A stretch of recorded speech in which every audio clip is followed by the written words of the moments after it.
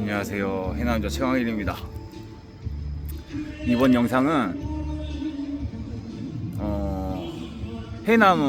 해남은 인구는 적은데 그래도 다행히도 이게 참 사람들이 살기가 좋은지 출산율이 높거든요, 해남이. 그래서 해남은 내가 보기에는 인구는 적어도 아이들이 굉장히 많아요. 여기 공원에 있으면은 참 커가는 아이들이 많이 뛰놀거든요. 그래서 내가 영상 하나를 찍는 건데, 그래서 제 영상을 봐주시는 분들이 그래도 무슨 맛에 광일 영상을 보는지는 몰라도 그래도 커가는 애들을 위해서, 학생들을 위해서 영상 하나를 찍는데, 우리 작은할머니가 이제 집안에 하나 남은 어른인데 다 돌아가시고, 우리 작은할머니가 이제 나이가 드셔서, 이제 우리 작은할머니 연세가 올해가 88이거든요. 88세. 88세가 되셔가지고 저는 이제 큰집 조카여도, 큰집 손주여도, 큰집 손주인 저한테 이제 종손이라고 이뻐해요. 저를 제가 집안 종손이거든요. 종손이라고 이뻐하면서 항상 저에게 그러거든요.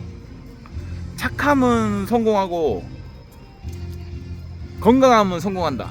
작은할머니께서 그렇게 말씀하셔요, 항상. 작은할머니도 시골에 아무것도 모르는 그냥 힘없는 노인네 같아도 자식이 국회의원 이선이나 하신 그런 자식이 국회의원인 어머니거든요. 그런 훌륭하신 어머니예요. 근데 작은할머니께서 집안 종손이 저에게 이제 말년에는 항상 그러시거든요. 그 말을 꼭 하셔. 만나면은 어쩌든지 착하게 크고 건강하면 된다고, 건강하면 되고 착하면 된다고. 근데 이 말을 가지고 이제 해남에 커가는 학생들에게 너무 걱정하지 마라는 영상 하나 찍을 건데, 개인적으로 우리 큰 누나는 대구에 사는데, 이제 큰 조카라는 민기가 큰 조카거든요. 광일이가 고등학교를 08년도에 졸업하고 나서 한 09년도 09년도 언저리에 민기가 태어났어요. 내가 이제 삼촌이랍시고, 삼촌이 고등학교 갓 졸업했을 때 이제 큰 조카인 민기가 태어났거든요. 근데 민기가 내가 알기로 내년엔가 이제 대학을 간대요. 지금이 고등학교 3학년일 거예요. 근데 삼촌이나 큰 조카인 민기나 뭐 같이 커가는 나이여도, 나이 차이 얼마 안 나도, 이게 민기 같은 애들을 보면서 하고 싶은 말인데, 삼촌 그래도 한 10년은 먼저 살아본 사람으로서 개인적으로 우리 작은할머니가 했던 말, 착하면 밥 먹고 살고, 또 건강하면 밥 먹고 살고, 건강하고 착하기만 하면 된다. 이 말을 가지고 내가 어떤 걸 느끼냐면은, 개인적으로 이게 사람이 이제 학교 다니는 시절을 벗어나서 학교를 졸업하고 어른으로서 사는 시점이 언제냐 그러면은, 대학을 졸업한다고 어른이 되지도 않고요.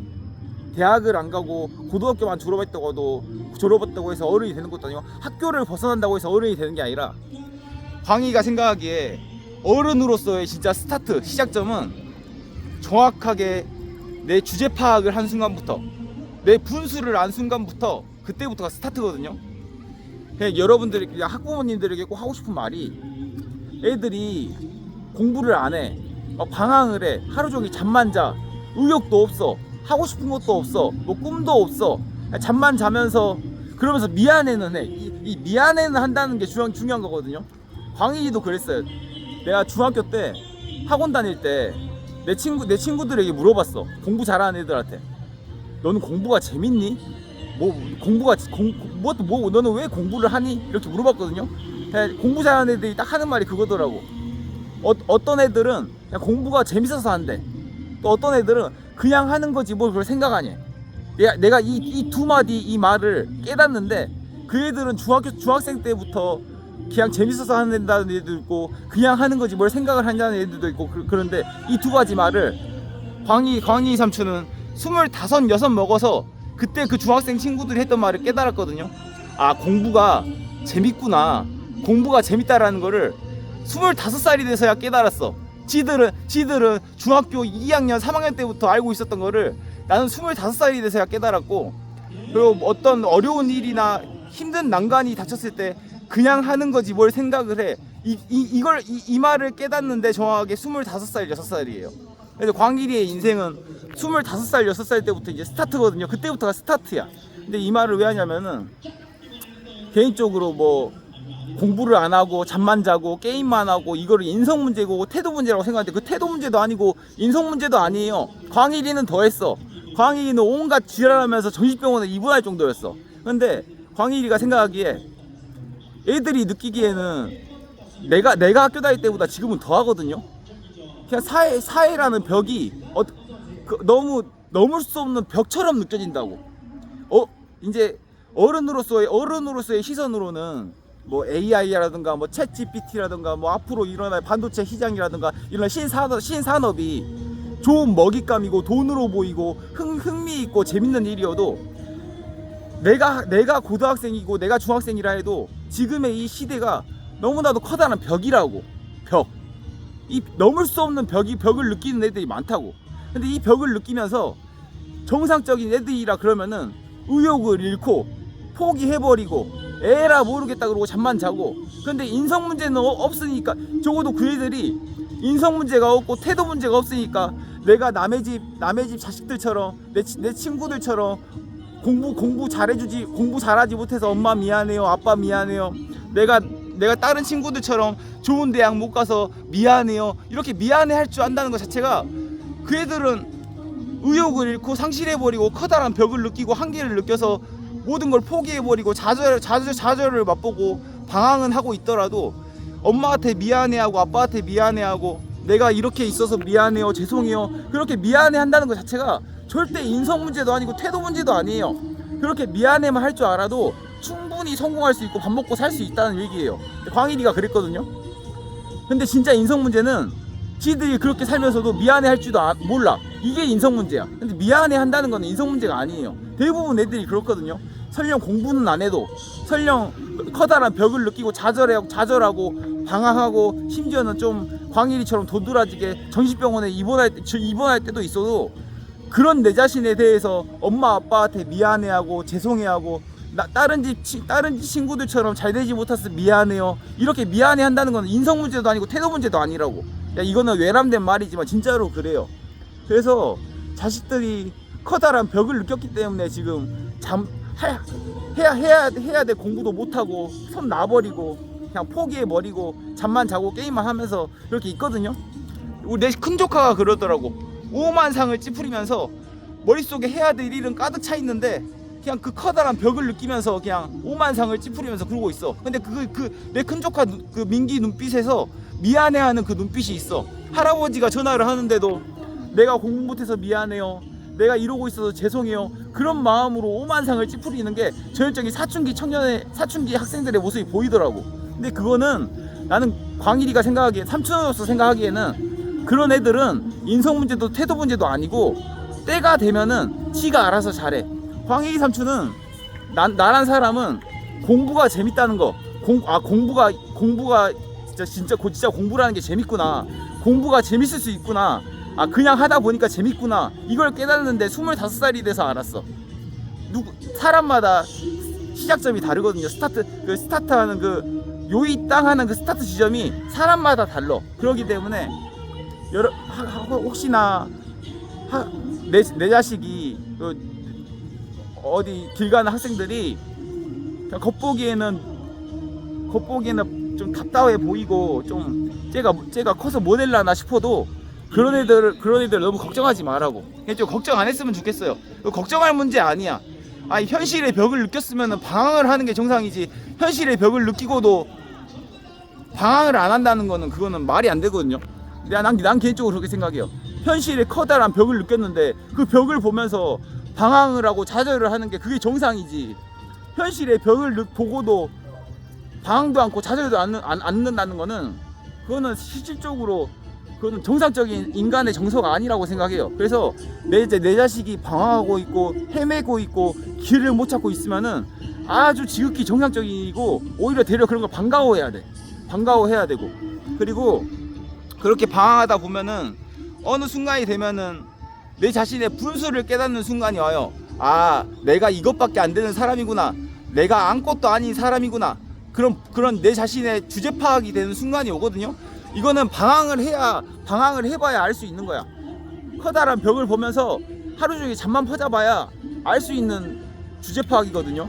내 주제 파악을 하고 나서부터가 그때부터가 이제 인생이 서서히 행복에 가까워지고 서서히 인생의 맛을 알고 재미를 알아요. 스티븐 잡스 같은 사람도 죽음 앞에서는 겸손해지잖아. 스티븐 잡스 같은 사람도 애플을 창시하고 아이폰을 만든 창시자인데 그런 기술자 기업가도 죽음 앞에서는 내가 아무것도 아닌 미물이구나 그렇게 깨닫잖아. 사람이 다 그러거든요. 이렇게 주제 파악이 되고 나서부터는 이제 뭘 느끼냐면은 그때부터는 이제 복합적인 감정을 느껴. 내가 진짜 아무것도 아니구나. 공부 잘한다고 해서 내가 뭐 대단한 사람도 아니고 내가 뭐 아무것도 아니고 내가 아무것도 아니라는 생각이 들어야 사랑 귀한지도 알고 사랑 귀한지를 알아야 결혼을 하더라도 내 집사람이 소중한지 알고 결혼을 하더라도 내 가정이 소중한지 알고 이제 주제 파악을 하고 나서부터가 이제 인생이 시작이거든요. 근데 여러분들이 의외로 걱정해야 되는 거는 커가는 애들이 방황을 하는 거는 주제 파악을 하는 과정이야. 근데 나이 들어서 방황을 해가지고 그때 서서야 주제 파악하는 건 그거 위험한 거라고. 결혼을 하고 나서 10년도 안 돼서 이혼해가지고 또 재혼해가지고 그렇게 2번이나 결혼해가지고 또 이혼하고 그리고 파혼하고 그리고 나서 여자라는 게 이렇구나, 여자의 본질이 이렇구나, 결혼이란 게 이렇구나, 그렇게 온갖 지랄 다 떨고 나서 그렇게 그때에서 방황하는 것보다는 차라리 한 살이라도 어렸을 때, 고등학생 때, 중학생 때, 대학생 때 그때 방황을 해야 돼. 방황을 하지 않고서는 절대 주제 파악이 안 되거든요. 내가 못 모르고 잘 나갈 때는 주제 파악이 안 돼. 근데 방황을 해봐야 돼. 커다란 벽을 느끼고 무너져 봐야 돼. 그렇게 무너져 봐야 주제 파악이 돼. 주제 파악이 돼야 결혼을 하더라도 내 집사람 소중한지 알고 내 가정 소중한지 알고 사회생활을 하더라도 내 직업이 소중한지 알고 일이 소중한지 알고 돈을 벌더라도 내가 번 돈이 소중한지 알고. 그래서 여러분들 중에 혹시나 학부모들이 내 자식이 너무 공부를 안 해, 잠만 자, 게임만 해, 얘가 뭐가 될란가 싶어. 그런데도 얘가 하루 종일 잠만 자고 그러는데 속이 터진다. 걱정하지 마요. 그런 애들은 아주 적기에 좋은 시기에 주제 파악을 하는 기회가 생긴 거야. 주제 파악이 안 되면은 절대 사람이 여물지가 않거든요. 주제 파악이 되고 나야 사람이 여물어야 세상이 어떻게 돌아가는지 알고 자본주의가 뭔지도 알고 인생의 맛도 알고 사랑 귀한지도 알고 그렇게 뭐가 뭔지를 알아야 본질이 뭔지를 알아야 인생이 재밌어져. 미리 벽을 느껴야 돼. 나이 들어서 이제 한 40살 먹어가지고 기업이 뭔지도 모르고 회사에 들어갔다가 40살 먹어서 이제 잘리고 나서 그때 돼서야 사회가 이렇구나, 기업이 이렇구나. 40살 먹어서 방황해버리면은 그때는 갈수록 길이 없다고. 어렸을 때 방황한 거는 길이 조금이라도 더 넓은데 나이 들어서 방황한 거는 길도 없어. 내 자식이 너무 탄탄대로로 대학까지 잘 갔다 오고 좋아할 필요도 없고 내 자식이 대학도 안 가고 어영부영 놀고만 있다고 불평할 필요도 없어요. 누가 잘 될지 아무도 몰라. 그래서 우리 작은할머니 말이 맞아. 우리 작은할머니가 88 먹은 노인인데 착하고 건강하면은 결국에 잘 살더라. 이걸 깨달으신 분이야. 그 착하다는 말이 그거야. 내가 방황은 하더라도 엄마한테 미안해하고 내가 방황은 하더라도 아빠한테 미안하고 그렇게 미안해할 줄 알면 인성 문제는 없어. 태도 문제도 없어. 내가 비록 잠만 자고 게임만 해도 미안해는 해. 내 친구들처럼 나 너네 집 자식들처럼 대학 좋은데 못 가고 공부 성적 안 좋아서 성적 좋지 못해서 미안해하고 이런 미안해하는 마음이 있으면 여러분들 자식들 절대 인성 문제 없고 태도 문제 없어요. 한 살이라도 어렸을 때 방황해야 돼. 그 방황을 하지 않으면은 주제 파악의 기회는 절대 안 생겨. 누차 말하지만 스티븐 잡스 같이 애플을 만든 창시자도 죽음 앞에서는 주제 파악이 돼. 죽음 앞에서는 주제 파악이 돼야 그래야 그때부터 사는 맛을 알고 인생의 맛을 알고 결혼을 하더라도 그때 결혼해야 돼. 주제 파악이 돼야 사랑 귀한지 알고 본질이 뭔지를 알 때 그때 결혼을 해야 돼. 나이를 떠나서 마흔이든 시운이든 내가 주제 파악이 된 다음에 결혼을 하고 주제 파악이 된 다음에 돈을 벌고 주제 파악이 된 다음에 일을 하고 그래야 돼. 그래야 사람이 길게 가고 오래 갑니다. 이거 진짜 살아본 사람으로서 얘기하는 거예요. 여러분 그래서 학부모들 중에 내 자식이 대학 좋은데 못 갔다고 내 자식이 공부 못한다고 좌절하지 마요. 요즘 같은 시대에 이런 복잡한 현실의 벽을 느끼고 방황하고 좌절하는 게 정상적인 자식이야. 그런 정상적인 자식들을 보면서 너무 나무라지 마. 당연히 방황을 하고 좌절을 해야 돼. 현실의 벽을 보면서 의욕을 상실해야 돼. 그게 정상이야. 그렇게 벽을 느끼고 나야 주제 파악이 되면서 사람이 여물고 나야 인생이 재밌어. 그렇게 재밌는 걸 깨닫고 나고 본질을 알아야 그때 돼서야 결혼을 하더라도 잘 살고 일을 하더라도 잘하고 돈을 벌더라도 잘 벌어. 그때 돼서 해도 늦지 않아요. 너무 탄탄대로로 뭣도 모르고 잘 나가는 거 좋은 거 아니야. 살아본 사람으로서 얘기합니다. 그래서 여러분들 자식들 너무 걱정하지 마라. 요즘 같은 시대에는 너무 복잡한 기술이 선보이는 시대라 그 벽을 느끼면서 좌절하는 게 정상이야. 잠만 퍼자는 게 정상이야. 모든 게 하기 싫고 의욕이 없는 게 정상이야. 그런 애들이 나이 들어서는 안 무너져. 한번 먼저 무너져 봤기 때문에 현실의 벽을 느끼고 주제 파악을 할 수 있는 기회가 생긴 거거든. 광일이가 그렇게 살아본 사람으로서 얘기합니다. 여러분들 자식들 너무 걱정하지 마라. 지들 알아서 무너질 대로 무너지고 주제 파악하고 사는 맛 느끼면서 잘 산다. 누구나 다 그렇다. 되려 어렸을 때 너무 잘 나가는 게 문제다. 그거는 진짜 답이 없다. 오늘 그 얘기합니다. 하여튼 빠이 see you later.